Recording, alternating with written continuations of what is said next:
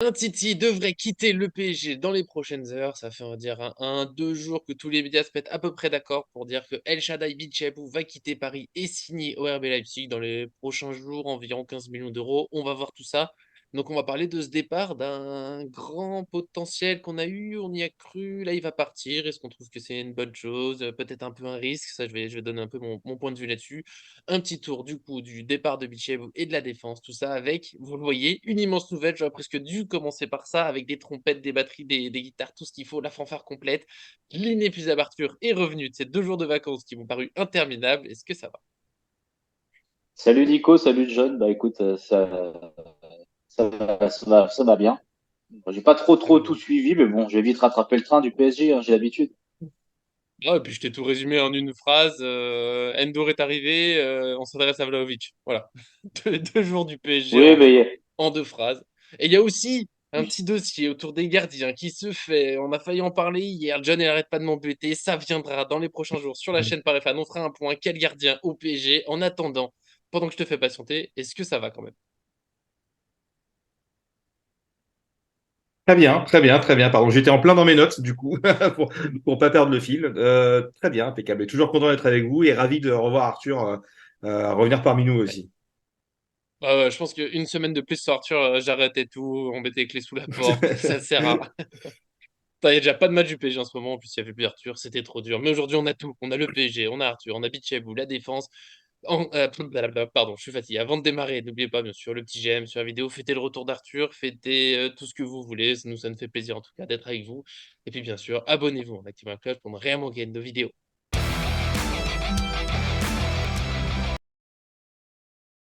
Comme je le disais, El Shaddai Bichabou devrait quitter le PSG dans les prochains jours, on va dire. C'est là quand même bien avancé, hein, d'après le journaliste Fabrizio Romano, c'est même bouclé hein, complètement. Il y a eu un accord. Le défenseur de 17 ans, il était sous contrat jusqu'en 2024 avec le PSG, donc c'était un peu l'été pour choisir, prolongation ou départ. Et ben, vivement, ce sera une vente. Donc à Leipzig, le club qui a fini, je crois, c'est troisième de Bundesliga la saison passée. Il est question de 15-20 millions d'euros en fonction des bonus. Tous les médias sont à peu près dans cette zone. Et moi, tout simplement, je me suis dit: «Mais est-ce que c'est une bonne chose?» J'expliquerai pourquoi, mais moi, c'est quand j'ai vu la nouvelle, je me suis dit: «Ah, ça m'embête, mais je comprends» et j'ai mis un petit sondage sur, les réseaux sociaux, Paris Fan. On a 83 des supporters qui considèrent que cette vente est une bonne idée. Tout simplement, John, Arthur, est-ce que vous êtes de ce côté ou parmi les 17 autres qui sont un peu plus chafouins? Vas-y, Arthur, je t'en prie. bah écoute, bon, je pense que je suis un peu comme toi. On est forcément embêté quand un Titi dont on avait un peu d'espoir va quitter le navire.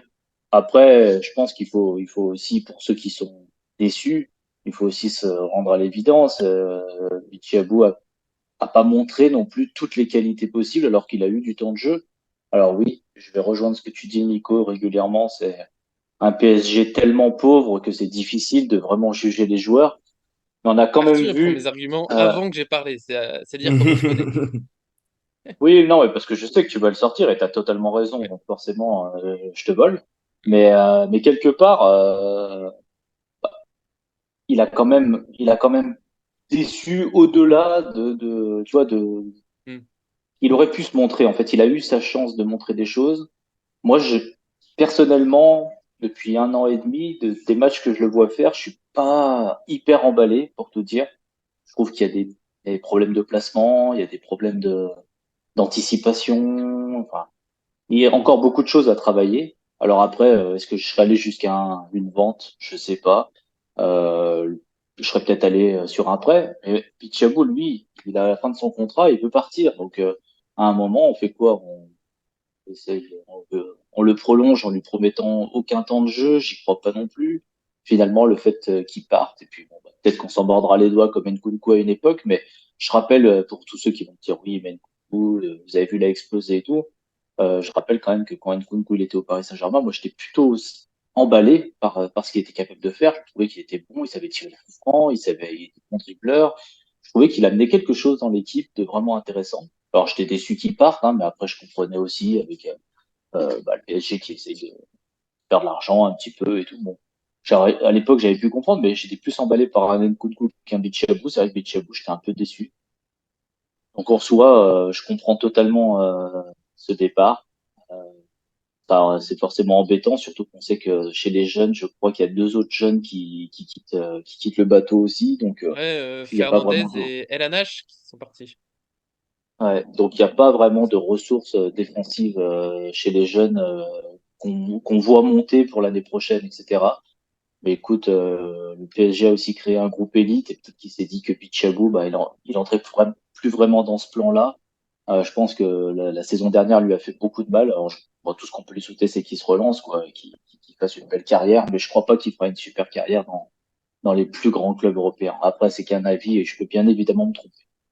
Moi, je rejoins tout à fait ce qu'a dit Arthur aussi. Il y aurait peut-être eu des nuances à faire. Peut-être que je parlerai peut-être un peu plus longuement sur les autres sujets, parce qu'après, il faudra qu'on parle de la défense aussi, ce qui va se passer, ce qu'on va devoir faire. Mais Mhm. effectivement, il part pas gratuit. Il part, je crois qu'il est valorisé à 7 millions sur Transfermarkt. Donc, si on le vend 15, 20 millions, techniquement, on fait x2, presque x3 sur la vente d'un joueur. Donc, c'est pas mauvais. C'est toujours triste de voir partir les jeunes chez nous. Après, on peut pas garder tout le monde non plus. Il y avait sûrement peut-être d'autres options aussi à faire. Après, on ne connaît pas les tenants, les aboutissants aussi du contrat qu'il va y avoir. Est-ce que ça sera qu'un pourcentage à la revente après, plus tard, comme Nkunku? Est-ce que ça sera peut-être une clause de rachat prioritaire comme avec Simons, peut-être sur 1 ou 2 années? Voilà, après, on verra par la suite. Et il faut se dire aussi que tous les titis qui partent ne sont pas des stars. Franchement, Ouais. sur les 10 dernières années, il y en a combien qui ont percé? Il y en a peut-être une dizaine à tout casser, sachant que peut-être du centre de Beaucoup, hein. formation. Déjà, euh, dizaine. non, mais c'est Là, comme ça, beaucoup. à tête, tu cites Coman, Nkunku. Oui, mais sur les 10 dernières années, Diallo. genre tous les gens qui partent du centre de formation ne deviennent pas des stars. Je peux te sortir Kwasi Mhm. qui a fait la tête au PSG. Non, non, moi je vais partir au Bayern. On ne le voit plus, on n'entend plus parler. Kay Ruiz qui a voulu faire le malin et qui a craché à la gueule du club, qui est parti à Barcelone. Eh ben, aujourd'hui, je crois qu'il joue en Ligue 2. Aouchiche qui était aussi une des stars un peu à l'époque ou d'une belle promesse. Voilà. Après, il y en a peut-être deux ou trois autres qu'on peut citer, mais du centre de formation, il y en Maignan. a peut-être 10, 15, 20 ou plus qui partent chaque année. Et en vrai, surtout, donc ça veut dire qu'il y a peut-être entre 100, 200 ou 300 personnes depuis sous l'RQSI qui sont parties du centre de formation, et t'en as 10, enfin 10, pardon, qui sont sortis. Donc, d'une certaine manière, c'est pas mal, mais c'est pas non plus, le centre de formation du PSG, c'est pas non plus une machine à produire des gros joueurs, comme on peut voir peut-être au Portugal, comme on peut peut-être voir après en Espagne dans les gros clubs. Voilà, donc on va y arriver avec le centre de formation. C'est pour ça qu'ils ont fait un nouveau centre de formation aussi énorme et centre d'entraînement. C'est pour avoir un peu notre Masia, notre Castilla à nous. Mais il faut, même si c'est triste, tous les titis qui partent, on peut pas tous les garder, quoi. Voilà. Donc ça aurait pu Ouais, être mieux, non, ça aurait pu être pire. on peut pas garder. Moi, là où ça me fait mal, c'est que Bichabou, c'est l'un des titis de ces dernières années. Quand il a commencé, tu sais, un petit peu éclairant, on nous en parle, tu regardes, tu te dis, ah ouais, il y a un potentiel. Puis son physique, même si le physique ne fait pas tout, tu sais, tu le voyais jouer avec les U19, on l'impression que c'était un papa avec ses enfants. Enfin, il y avait un côté un peu marrant. Puis on aime bien, on aime tous. De toute façon, tous les supporters, on aime quand c'est un jeune de sans formation qui s'impose. Kimpembe, on est sur des années un petit peu décevantes, donc il y avait cette idée de relève, ça me plaisait. En fait, j'aimais bien l'histoire et tout, mais ce que j'ai dit, quand j'ai vu les fait oh bah non, je l'aimais bien, puis en même temps, oui, je suis obligé d'être d'accord avec Arthur dans ce qu'il a dit. Il sort d'une saison quand même assez difficile. Il m'a piqué mes arguments, parce que je défends un peu tous les joueurs comme ça la saison dernière. C'est difficile pour tout le monde l'année dernière, mais il n'a pas été aidé en plus, j'ai quand même le souligner, par Galtier, qui, alors qu'à la moindre erreur, là, vous inquiétez pas qu'il était là pour l'enfoncer pendant qu'il projette nos stars. Mais ne parlons plus de Galtier, ça va m'énerver pour rien. Mais au milieu de ça, je sais plus pour quel joueur j'avais eu cet argument il y a pas longtemps. Je crois que c'était l'un des milieux, pas l'un des jeunes. Mais au milieu de ce collectif difficile, et c'est Emery, quand il a joué, bah, tout le monde était d'accord pour dire ouais, il a quelque chose en plus, c'est clair. Lui, il faut le garder, il faut le verrouiller, il faut qu'il peut-être titule l'année prochaine, on sait pas, mais c'est sûr. Bichiabou, bon, il a son physique qui reste exceptionnel. Mais c'est vrai que dans le jeu, finalement, bon, il n'a pas été aidé, mais il aurait peut-être pu montrer un peu plus. Après, peut-être, il a quand même potentiel, il a quand même du talent, il n'est pas arrivé là par hasard, donc peut-être que oui, en grandissant, en jouant plus, avec la confiance, ça va devenir un très bon joueur. Mais quand on voit le pourcentage cet été, la saison qui sort, on peut pas dire là que le PSG fasse une erreur à 15-20 millions d'euros pour une année de contrat. C'est une belle vente hein, quand même. Je trouve que c'est pas mal. En plus, vous l'avez dit, on ne sait pas ce qu'il y aura derrière. Une clause de rachat, peut-être, tu sais, sur quelques années, s'il explose, ça peut être intéressant. Un pourcentage à la revente, on peut imaginer, ça arrive, les 10, 15, 20% sur une vente, s'il explose, bah, peut-être que ce transfert, ça deviendra à 25, 30 millions d'euros. bah, c'est pas mal aussi. Ça finance la suite du mercato parce qu'on attend peut-être un top milieu, parce qu'on attend un buteur, un ailier. Il faut, voilà, les joueurs qu'on a sont pas faciles à vendre. Bah, la jeune, ça fait partie des revenus possibles. Donc, ça me choque pas. Comme vente, je suis un peu déçu.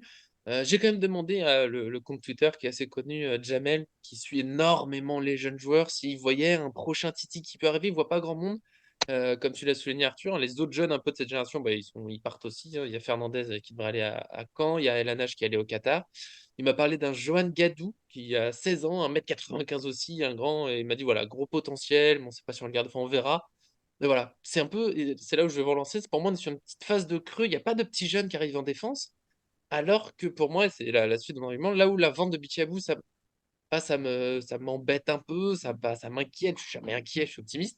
Mais on a une défense, on l'a dit plusieurs fois. Marquinhos, bon, grand talent, mais des années compliquées, ce qui va pleinement se relancer. Kimpembe, Hernandez, Skriniar reviennent de blessures importantes. On ne sait pas quelle saison ils vont faire, à quel point ils vont être blessés. Et derrière, je trouve qu'on a un peu personne. Il y a Danilo, mais Danilo, à la base, il a dit qu'il voulait jouer au milieu, donc il est bon en défense, mais est-ce qu'il va faire ça à chaque fois? Est-ce qu'il va changer de poste? Voilà. Pour moi, c'est là où cette vente, elle est un petit peu surprenante. C'est qui est-ce qu'on aura derrière si on a des blessés? Comment on va s'adapter? Est-ce que ce sera Danilo à chaque fois? Et je vous laisse, je finis sur. Il y a eu la rumeur Luka Vuskovic, qui a 16 ans, qui joue à Hajduk Split en Croatie. Il y a un moment où c'était presque fait, ça a un peu disparu. Est-ce que ça va se faire? Est-ce que ce sera lui le cinquième défenseur? Un peu, voilà. Votre avis là-dessus? C'est là où, moi, cette vente, voilà, c'est mon petit point de ouais, mais du coup, si on a des soucis, qui va jouer? Bah, déjà, Ça, c'est une prise de risque. déjà si Pardon, on je a vais finir, des, c'est une prise de risque pour moi un peu. ouais, bah, déjà si on a des soucis qui va jouer, bah, déjà pas Bichabou, parce que déjà bon, bah, je rappelle que quand on a vu jouer Kwasi pendant demi-saison, enfin quelques matchs pendant une demi-saison, on était tous là à dire lui c'est un crack. Après, bien évidemment, il s'est perdu et s'est trompé. Mm.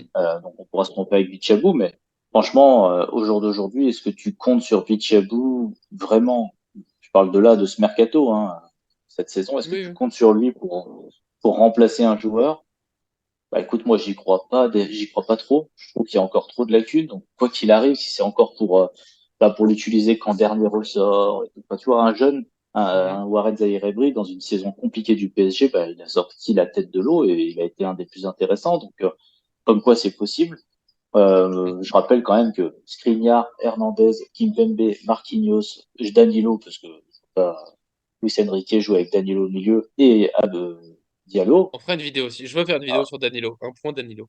Mais ouais, vas-y. On a quand même 6 défenseurs de haut niveau pour l'instant. Alors, je vois pas trop où est le problème en défense centrale, en sachant que Cinq. Mukiele et Diallo.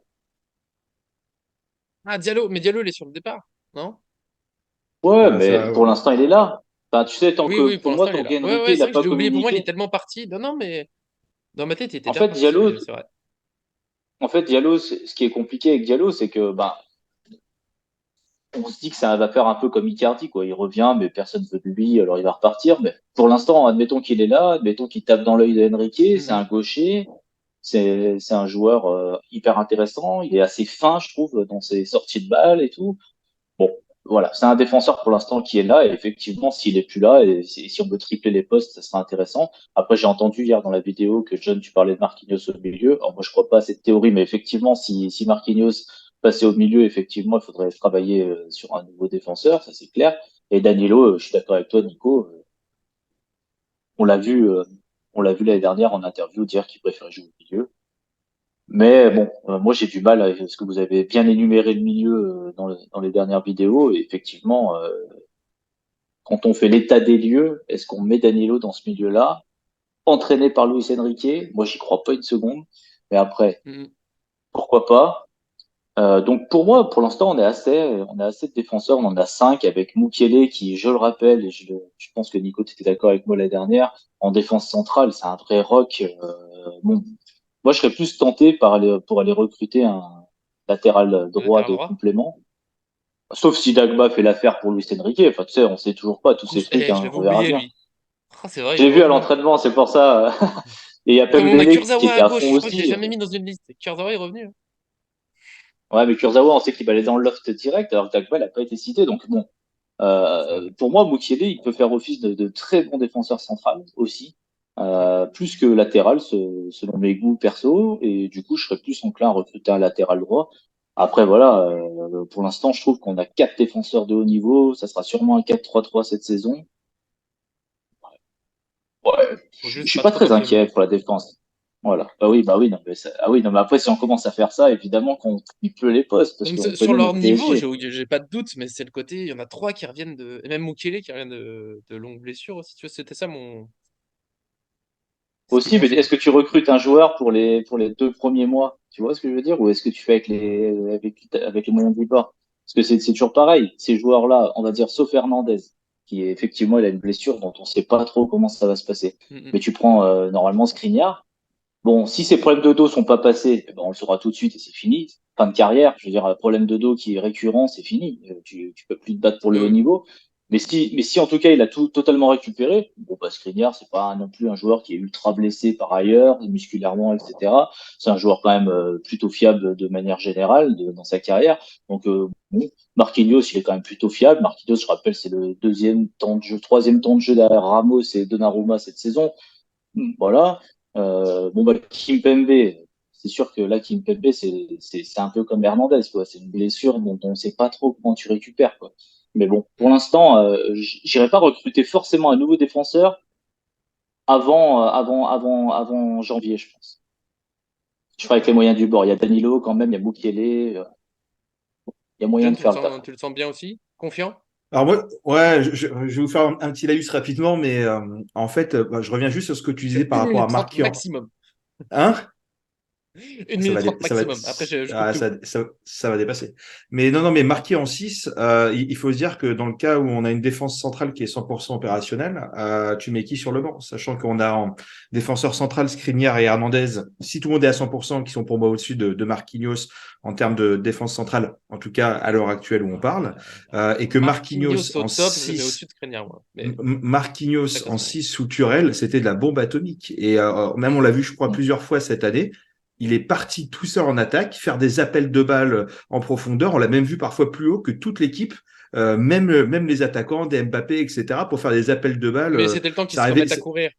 Ouais, mais ouais, voilà. Mais je veux dire, il a cette capacité à être 6, à se projeter vers l'avant, à amener le ballon vers l'avant. On l'a vu cette année, et ça rappelle un peu le but qu'il avait mis contre le Bayern où c'est Neymar qui lui fait une louche et il y arrive quoi. Euh, et voilà. Et après, on parlait beaucoup des blessures. Alors, avant toute chose, j'avais vu dans les commentaires que apparemment on portait l'œil. Donc, du coup, je ne savais pas que j'étais un grand sorcier. Et vous cherchiez un surnom, vous pouvez m'appeler Grigori Raspoutine. Voilà. Donc, pour parler de la défense centrale, on a actuellement Mukele qui est blessé. On a Kimpembe qui est blessé, qui a une date automne-hiver, on ne sait pas. Et après, on ne sait pas quand il revient. On a Marquinhos qui doit reprendre un peu d'aplomb. On a Hernandez qui, quand tu regardes l'historique de ses blessures, tu comprends, mais je touche du bois pour qu'il Mais il est pas revienne blessé. bien. Skriniar qui est épargné, qui n'est pas épargné par son dos et il n'est pas à l'ombre d'une rechute. Il est pareil, genre touche du bois. Et après, on a Danilo, capitaine courage aussi, qui lui répond toujours présent, toujours solide, très très bien. Euh, Bichabou, il voulait pas prolonger. Euh, il avait besoin de plus de temps de jeu. Moi, comme je disais, j'espère que le PSG a mis une clause de rachat, comme Simon, par exemple, sur 2 saisons, histoire d'avoir un peu de mou et de lui laisser un peu de temps. Parce que s'il expose l'année prochaine, et ça c'est déjà vu, ou dans 2 ans, voilà, d'avoir une clause, même si on doit le racheter à plus pas 6 millions, mais peut-être 15, 20, on reprend un peu ce qu'on a pris, c'est intéressant, parce que le pourcentage à la revente, c'est bien, mais Nkunku, est-ce qu'on préférait prendre 10 millions comme ça en cashback sur le truc ou est-ce qu'on se dit en fait on aurait peut-être pu le reprendre à 20-30 millions et qu'on aurait préféré quelle solution? Moi, 20-30 millions, je le reprends tous les jours. Hein. Donc, c'est des solutions qui peuvent être intéressantes. Et après, on disait aussi qu'on faisait une bonne opération parce qu'on le vend entre 2 ou 3 fois à peu près son prix marché. La question, c'est qu'on a perdu Ramos. On a perdu Bichabou, enfin on est en train de le perdre. Pour moi, il faut un remplaçant. Est-ce que c'est Diallo qui arrivera à prendre le pas? Est-ce que Diallo est Allez, vraiment Arthur. au-dessus d'un Ramos qu'on a laissé partir? Donc moi, là, en fait, pour le mot de la fin, pour moi, c'est moi je compte sur Campos pour faire du Campos d'il y a plusieurs années. Je le dirais à chaque fois, mais à part Endur, on n'a pas vu un seul coup de Campos depuis 2 ans. Et on a aussi des clubs partenaires. Ce qu'il ne faut pas Bah, oublier, c'est Skriniar, que en le fait, j'y ai PSG a repensé des. l'autre jour. Non, mais Oui, bah après, Leonardo, il a fait venir aussi des joueurs, toi, mais Messi, Donnarumma. Donc, bon, c'est des joueurs qui sont libres, à qui tu donnes un bon cachet et qui sont intéressés par venir, c'est bien. Mais nous, ce qu'on demande à Ducampos, c'est d'aller choper des mecs entre 5, 10, 15 millions, et qui, en fait, ils en vendront 1 an ou 2 ans après, le triple, le quadruple ou le quintuple, tu vois, quoi. Et on a des clubs partenaires aussi. Ouais, On a mais des clubs satellites. c'est pas ce que je demande Eux, moi. non, mais oui, alors, juste, mais on a des clubs partenaires Bah, tu satellites. râles juste après, Arthur. Pourquoi est-ce qu'on va pas voir là-bas aussi? Voilà, si nous, on Mm. n'a pas chez nous la capacité en jeunes de pouvoir fournir, pourquoi est-ce que ces clubs satellites, on en parle tous les ans, on va mettre des billes, on va faire ci, on va faire ça, et Campos, Celta Vigo, machin. Pourquoi on va pas voir là-bas? Il y a du talent à aller chercher. Donc, Mm. voilà. Bon, Arthur, t'avais l'air de vouloir râler. Ouais, non, mais parce que là, j'ai entendu quand même beaucoup de choses. Ça m'a fait chaud aux oreilles ce que tu dis, John. Bon, heureusement, on a notre nouvelle caution.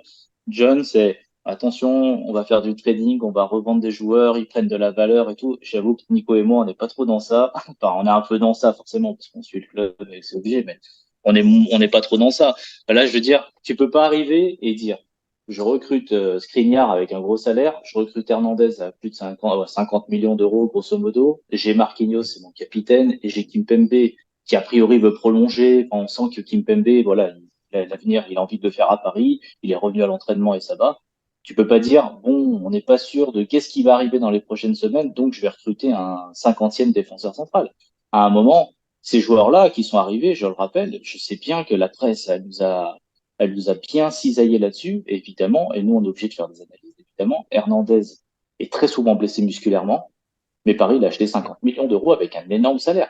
C'est pas pour, à mon avis, ils l'ont pas pris en se disant, on va voir, peut-être qu'il sera blessé. À mon avis, dans leur tête, pour l'instant, Hernandez, c'est un titulaire. C'est un taulier de la défense. Après, s'il se blesse, bah oui, mais bon, s'il se blesse, et demain, si Mbappé se blesse, si Donnarumma se blesse, si Verratti ou Carté, ben, on sait pas. Tout le monde Neymar, peut pardon. avoir aussi Si on a qui Neymar, cite. enfin, je veux dire, tout le monde peut avoir une rupture. Après, Skriniar, je le rappelle, oui, la presse en a fait beaucoup, mal de dos, et oui, évidemment, il faut s'inquiéter, parce que les problèmes de dos, bah, c'est un truc, si tu te remets pas bien, tu peux arrêter ta carrière, parce que tu peux pas jouer au Mm. football quand t'as mal au dos. Mais on rappelle quand même que Skriniar a passé sa visite médicale, ça va. Pour l'instant, Oui, il a eu Skriniar, son il peut très bien opération être et tout. titulaire. Il a rejoué Il hein, peut être très bien être dans en la, juin. il peut très bien être titulaire. Il a été d'ailleurs joué avec la Slovaquie. Et du coup, bon, alors à quel niveau il va pouvoir jouer, je suis d'accord. Après, on va revenir sur ce que tu disais par rapport à Marquinhos. Toi, tu l'as trouvé très bon au milieu de terrain à Sautourelle. Moi, c'est bon, on a fait les podcasts, donc du coup, je pense que du coup, on peut vite retrouver. Bah, non, moi, je suis désolé. Cette période-là m'a fait râler plus que tout. Marquinhos, c'est un super défenseur. Je rejoins ce que disait Nico tout à l'heure. C'est Marquinhos à son prime en termes de défense centrale. J'adore. C'est un joueur qui prenait tous les ballons de la tête. C'est un joueur dans l'anticipation qui était assez proche finalement de Thiago Silva. C'est un joueur qui était mis dans le top 3 de défenseurs centraux pendant des mois, Mm. des semaines et des mois par énormément de connaisseurs du football qui disaient oh, il est dans le top 3 et tout. Alors après, oui, on a une tendance dans le football à enterrer les joueurs très très vite. On a tendance à dire oh, non, non, moi je suis désolé, je prends ce que fait le PSG pour terminer et, et en analysant, je me dis ils ont pris leur défense centrale. Advienne ce que pourra, mais ils ont pris un milieu de terrain. Pourquoi tu veux aller mettre Marquinhos au milieu de terrain? Il y a Ugarte, Verratti, Vitinha, Ruiz, Soler, Renato Sanchez, Warren Zaïre-Emery, Cher Endour, qui va pas être prêté. Pourquoi tu veux rajouter en plus un problème, c'est-à-dire on fait monter un défenseur, du coup on perd un défenseur, mais du coup on a 75 milieux, en sachant que je rappelle que si ça joue en 4-3-3, Nico, tu as commencé à bien le dire dans ta liste, bah, tu parlais de Garbi potentiellement, oui, bah, Garbi, moi je Mm. rajouterais même Neymar, s'il reste, pourquoi il pourrait pas jouer en 8? On parlait de recruter un Bernardo Silva, mais pareil, Bernardo Silva, on l'avait dit, il pouvait être ailier ou numéro 8. Enfin, bah, je vois Il y a pas en fait Lee l'intérêt aussi. il y a Lee aussi qui peut jouer aussi haut et puis en 8, parce qu'on rappellera que le 8 sous Luis Enrique, ce sera pas le 8 sous Galtier. Le 8 sous Luis Enrique, il jouera très très offensif. Donc moi je comprends pas trop en fait ce délire de tu sais de vase communicant, lui va monter là, du coup il faut recruter là, et si on recrute lui là, il faut mettre lui là, tu vois. Non, les joueurs ils ont un poste et je pense que c'est à ce poste-là qu'ils s'expriment le mieux. Alors, bien sûr, il faut un entraîneur qui sache tirer le meilleur de ses joueurs. Mais pour moi, Marquinhos, c'est un défenseur central. Il veut jouer défenseur central et c'est le capitaine du PSG. Moi, je le vois pas passer au milieu. Je vois pas l'intérêt Mais pour Paris de faire ça. Et en Et tu verras considérant qu'il que aura du de coup, la... Danilo, par contre, est un défenseur, plutôt. Oui, mais du coup, Danilo, en fait, le problème, c'est qu'au Hmm. milieu de terrain, dans le système de Luis Enrique, franchement, comment tu veux le mettre? Il peut pas jouer 6 à la Busquets, c'est pas possible. Tu peux pas le mettre forcément en 8, parce que Luis Enrique, c'est pas Galtier qui va dire je mets des 8 costauds et tout pour tenir le score. Luis Enrique va vouloir des joueurs qui fassent avancer le ballon, etc., etc. Donc, en fait, le problème de Danilo, il est différent de Marquinhos. C'est que Marquinhos, il peut jouer au milieu, il peut être très bon au milieu, mais c'est un défenseur. Et Danilo, en fait, c'est juste que s'il peut pas jouer au milieu, il faudra bien qu'il joue quelque part s'il reste. Et à mon avis, ça sera en défense. Mais après, c'est le même, on est d'accord, c'est le même problème. C'est juste que Danilo, pour moi, il est moins polyvalent, il est un peu moins costaud, surtout pour Luis Enrique. Donc, Et toi, je tu voulais laisses juste défendre tout ça, rajouter que t'avais l'air chafouin, toi aussi. Non, T'es c'est deux pas ça, chafouins, là. mais moi, je suis d'accord avec toi. Effectivement, tu dis que Skriniar et Hernandez ont passé les visites médicales et je te rejoins sur ce point-là. Mais j'ajouterais aussi qu'il y a 2 ans, Ramos avait passé la visite médicale avec des résultats hors du commun pour quelqu'un de son âge. D'après On les n'avait médias, jamais hein. vu ça.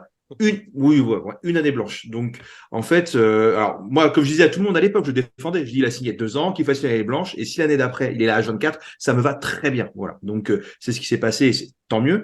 Mais il faut quand même prendre. En fait, c'est des risques. Mine de rien, c'est des risques qu'il ne faut Hmm. pas oublier. Et dans une sorte de charte qualité, on peut, enfin, surtout quand on est le PSG, on doit assurer les plans. Donc, pour moi, j'irai prendre peut-être un jeune quelque part qui va jouer avec les U19, qu'on va les choper à la limite pour les U19. Et si on est en galère, on va le prendre, qui fait partie Bah, du il y club avait élite. ça, la petite Bichabou, Vuskovic, là, le ouais, Croate. c'est très bien. Ça Très bien. pourrait Mais filer. il faut remplacer parce que Bichabou, il quitte les U19. Donc le U19, il se retrouve en Rasra aussi. Et puis nous, on perd une personne qui est capable de venir nous aider si on a besoin. Donc, en fait, quand tu perds un élément, il faut essayer de le compenser d'une certaine manière aussi. Et après, si on le fait On pas, a, on a, on va encore avoir les critiques en disant, regardez, mais ils savent pas gérer. John, Hmm. l'année dernière, tu m'as dit, on a perdu Ramos et Bichabou. On perd Ramos et Bichabou et on gagne Skriniar et Hernandez. Bah, je veux dire, à C'est un moment, on costaud. a perdu qui? Surtout que le PSG Hmm. va jouer dans une défense a priori à 4. Je veux dire, en quelle année on a perdu des joueurs? En quelle année on s'est pas renforcé? Je veux dire, personnellement, je suis pas un fan de l'arrivée d'Hernandez, je l'ai déjà dit. Skriniar, c'est pas mon défenseur fétiche, j'ai pas un poster de Skriniar dans ma chambre. Mais maintenant, ils sont là. Je veux dire, et ces deux joueurs-là, je suis désolé, intrinsèquement parlant, sur Ramos, il s'est fait démonter toute la saison. Moi, je l'ai un peu défendu, mais il s'est fait démonter toute la saison. Et Bichabou, sa saison, c'était quand même compliqué. Je suis désolé.